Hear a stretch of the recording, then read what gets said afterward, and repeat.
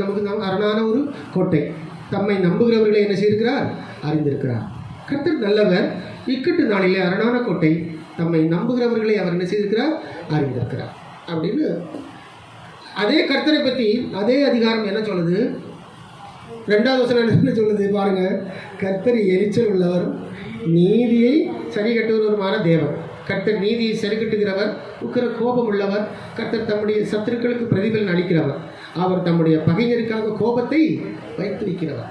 கர்த்தர் ஒரு தடவை ஒரு பிள்ளைங்களை கூப்பிட்டாருன்னா அழைச்சாருன்னா என்ன அவர் முத்திரை போடுறாரு. முத்திரை போட்டு ஜீவ புஸ்தகத்தில் பேரெல்லாம் எழுதி தான் நம்மளை வச்சுக்கிறாரு. அப்போ நாம் அவருடைய வழிகளில் நடக்க வேண்டும்னு சொல்லி கர்த்தர் விரும்புகிறார். கோணலாய் போகும்போது கோபம் இருக்கும். அது நாம் நல்ல முறையில் புரிந்து கொள்ள வேண்டும். அதற்கு ஆதாரமாக இந்த நாளில் நாம் சிம்சோனை குறித்து பார்ப்போமா? சிம்சோனை கர்த்தர் பிறக்க வைக்கிறார். இஸ்ரவேல் புத்திரர் மறுபடியும் கர்த்தரின் பார்வைக்கு பொல்லாப்பானதை செய்தபடியார் கர்த்தர் அவர்களை 40 வருஷம் பெலிஸ்தர் கையில் ஒப்பு கொடுத்தார். ஓகேயா? கர்த்தர் 40 வருஷம் பெலிஸ்தர் கையில் இந்த இஸ்ரேல் மக்களை ஒப்பு கொடுத்தார். இவங்க ஆல்ரெடி எங்கிருந்து வந்தாங்க? விடுதலையாகி, எகிப்திலிருந்து விடுதலையாகி கானான் தேசத்தில் இருக்கிறார்கள். ஆக இவர்கள் கர்த்தருடைய வழிகளை சரியாக பின்பற்றாதபடினால 40 வருஷம் பாருங்க, 40 வருஷம் பெலிஸ்தர்களுக்கு அடிமையாக இருந்தாங்க. 40 வருடம் இவர்கள் பெலிஸ்தருக்கு அடிமையாக இருந்தபடினால ரொம்ப பிரச்சனை ஆகிடுச்சு. அப்புறம் ஆண்டவர் நோக்கி கூப்பிட ஆரம்பித்தாங்க. அப்போ தான் ஆண்டவர் ஒரு சேவியரை அங்கே அவங்களுக்கு கொடுக்குறாரு. என்ன சேவியர்? சிம்சன் ஒரு சேவியருக்கு அடையாளம், ரட்சகன். பாருங்கள், அப்பொழுது தான் வம்சத்தானாகிய சோரா ஊரானான ஒரு மனுஷன் இருந்தான். அவன் பேர் மனோவா. அவன் மனைவி பிள்ளை பெறாத மலடியாக இருந்தான். உடனே ஆண்டவர் ஒரு தேவதூதனை அனுப்பி மலடியாயிருந்த அந்த மகளோட ஆண்டவர் பேசுகிறாரு பாருங்க. கர்த்தருடைய தூதனானவர் அந்த ஸ்திரீக்கு தரிசனமாகி, பழைய ஏற்பாட்டில் ஆண்டவர் இந்த மாதிரி தூதர்களை அனுப்பி சொல்லுவார். அது இவர்களுக்கு மட்டும்தான், வேற யாருக்கும் சொல்ல மாட்டாங்க. அப்போ ஸ்திரீக்கு தரிசனமாகி அவனை நோக்கி, இதோ பிள்ளை பெறாத மலடியாக இருக்கிற நீ கர்ப்பம் தரித்து ஒரு குமாரனை பெறுவாய்.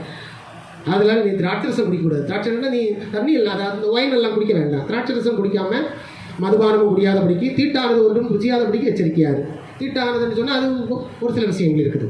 நீ கர்ப்பம் தரித்து ஒரு குமாரனை பெறுவாய், அவன் தலையின் மேல் சவரகன் கத்தி படலாகாது. ஆமாம், நீ அந்த குழந்தை பிறந்த நாளிலிருந்து முடி வெட்டக்கூடாது. முடியை வெட்டாமல் அந்த பிள்ளையை வளர்த்தணும். முடியை வெட்டாமல் அந்த பாட்டிக்கு வளரும் பாருங்க. அந்த பிள்ளையை நீ வளர்த்தணும். வளர்த்தி சவரகன் கத்தி படலாகாது. அந்த பிள்ளை பிறந்தது முதல் தேவனுக்கு நசரேனாக இருப்பான். பார்த்தீங்களா? நசரேனாக இயேசுவேன்னு சொல்லுவாங்கல்ல.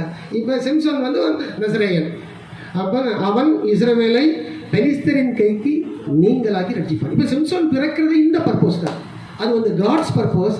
40 வருஷமாக யூதர்கள் பெலிஸ்தீனர்களுக்கு அடிமைகளாக இருக்கிறார்கள். அவர்களை விடுவிப்பதற்காக கர்த்தர் சிம்சோனை பிறக்க வைக்கிறார். பார்த்தீங்களா எப்படி இருக்குது பிளான்? அந்த இடத்துல காட்ஸ் பிளான். அவங்களே என்னத்துக்கு பிறக்க வச்சாரோ தெரியல, யோசிங்க. ஆண்டவரை பற்றி சொல்லுவோம் மற்றவங்களுக்கு. ஆனால் சிம்சோனை பிறக்க வைப்பது மகாபலன். அதுவும் மகாபலனோடு கூட சிம்சோனை கர்த்தர் பிறக்க வைக்கிறார். எதற்கு? பெலிஸ்தர்களுடைய கையில் இந்த ஒத்த ஆளை வச்சே விடுதலை பண்ணுவோம் அப்படிங்கிறார் ஆண்டவர். கர்த்தர் நினைச்சா அப்படிதான், நீ ஒருத்தம் போதும் அப்படின்னு. தாவீது ஒருத்தனை வச்சு தான் என்ன பண்ணார்? கோலியாத்தை ஆண்டவர் ஜெயித்தார். புரிஞ்சுதுங்களா? பைபிளில் ஆபிரகாம் ஒரு பெரிய பவர், ஈசாக்கு, யாக்கோபு, யோசேப், இவங்கெல்லாம் ஒரு பெரிய பவர்.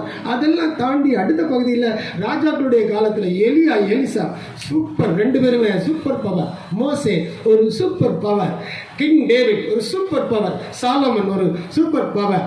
அதுக்கப்புறம் இவர் யார்?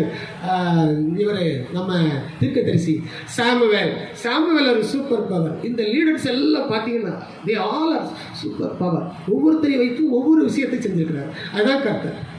அப்போ இப்போ இந்த சிம்சோனை ஆண்டவர் பிறக்க வச்சாரா? சிம்சோன் வளர்ந்துட்டாரா? சிம்சோனுக்கிட்ட மகாபலம் இருக்கும். பெலிஸ்தீனர்களே எல்லாம் பார்க்குறாங்க. சிம்சோன் பிறந்து வளர்ந்து வாலிபரான நாட்கள்லேருந்து சிம்சோன் வரான், எல்லாரையும் அடித்து போட்டுடுறான்.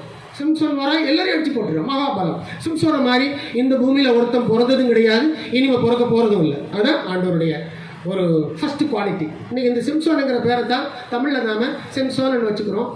சிம்சோன் தெலீலால் அப்படிங்கிற ஒரு பொண்ணை பார்த்து போகிறது தான் சிம்சோனுடைய வாழ்க்கையில் ஒரு இக்கட்டு. என்ன கட்டு? டிஸ்ட்ரெஸ்ன்னு சொல்லுவாங்க. டிஸ்ட்ரெஸ். சிம்சோனுடைய வாழ்க்கையில் அந்த தெலீலால் அப்படிங்கிற பொண்ணு, ஏன்னா அந்த பொண்ணு நல்ல பொண்ணு கிடையாது. அவன் பெலிஸ்தர் வச்ச ஆளான அப்படின்னால சிம்சன் அதில் மாட்டுறாரு.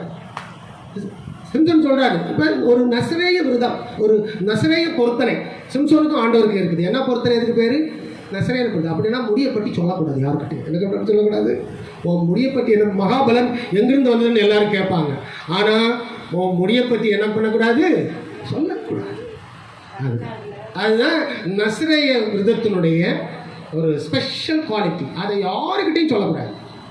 எல்லாம் கேட்பாங்க, என்ன இவ்வளோ பவராக இருக்கீங்க, கதகு நிலையெல்லாம் பிடுங்கி ஆட்டி தூர போடுறீங்க, எவ்வளோ பேர் வந்தாலும் பிச்சு உதறி தள்ளிடுறீங்க, எங்கிருந்து பாய்ந்த பலம் உனக்கு வந்துச்சு?